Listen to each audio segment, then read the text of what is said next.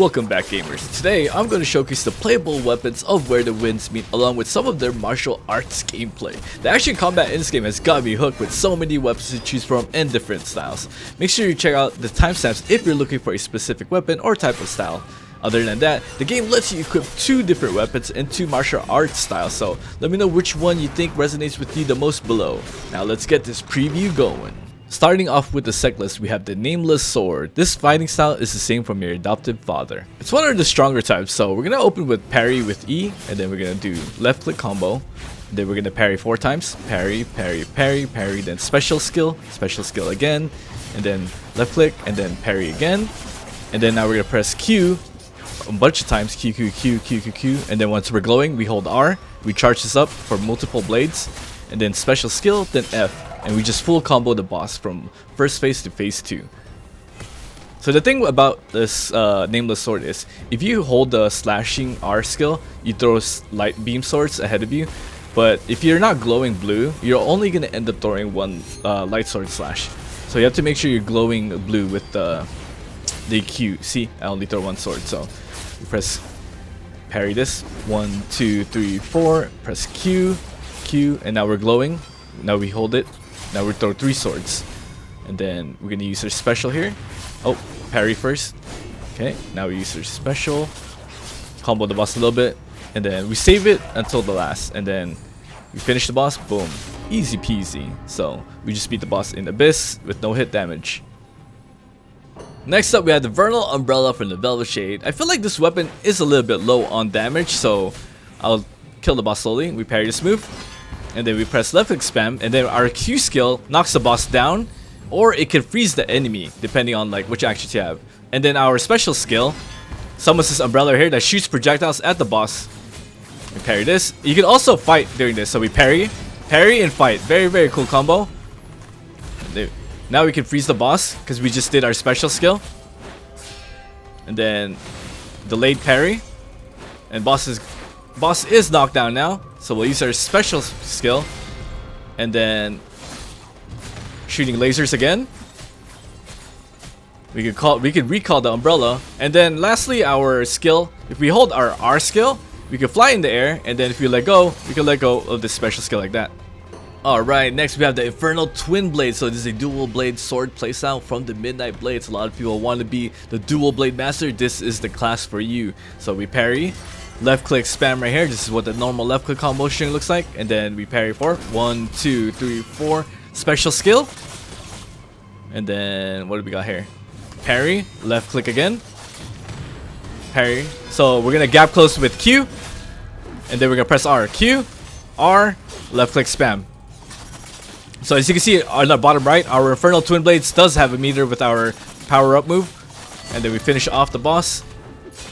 And then gap close, boom, boss is phasing. Very strong class if played well. You have to make sure you use the thing on the bottom right over here. So moving on to the next one.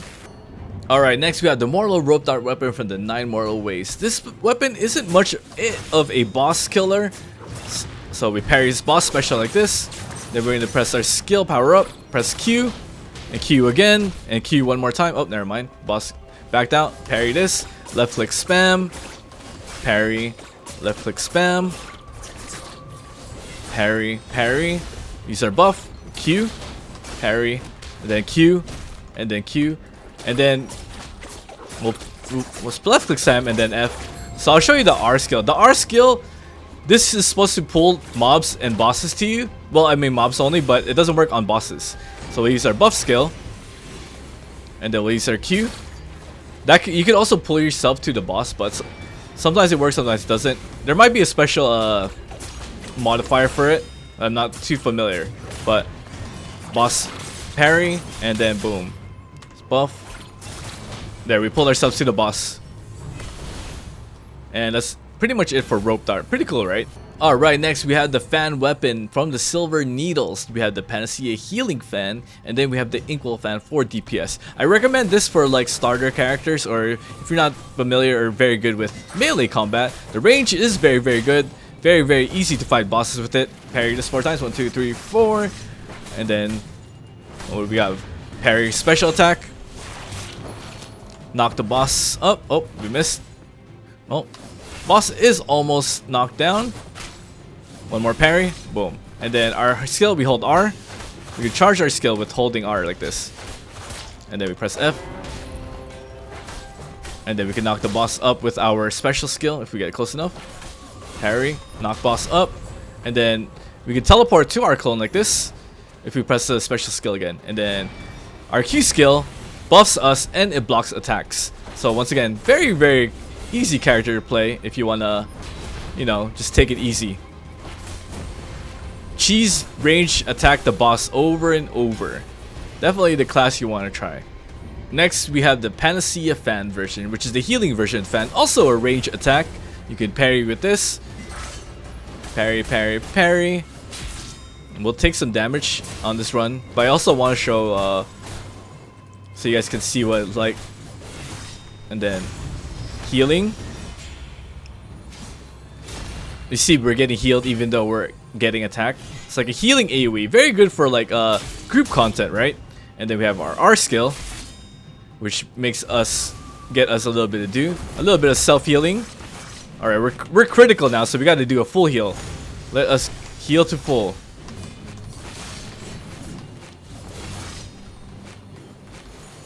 Very strong. As you can see, I'm already full heal. Or almost, well, I was full heal until I got hit. But yeah, definitely a class you want to play if you want to play with others, play with your friends, supporting, and all that stuff.